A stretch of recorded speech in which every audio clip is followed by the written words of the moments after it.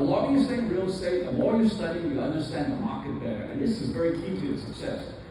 The more seminars you attend, the more you're going to learn. Okay? Now, what I learned is the curve goes up, right? Up, down, but it does not go up in a uniform fashion. Okay? I read the Wall Street Journal, I read every economic report I can, I can get.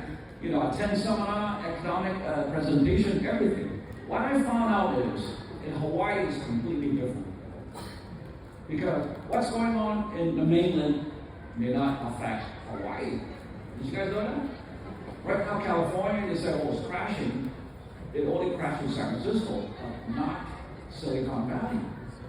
People didn't know that. So, for me, I did some research on this particular condo way back on Makaha Beach Cabanas.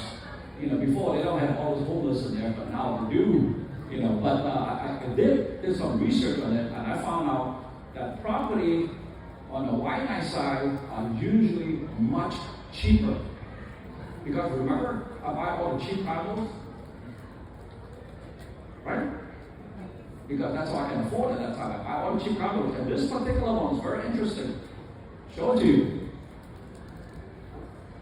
I paid $30,000 for it. 1 bedroom facing the ocean.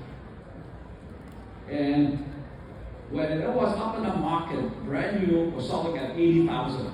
So actually it went down, right?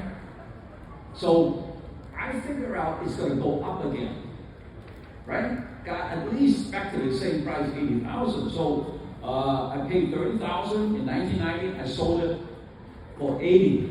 So I made about $50,000.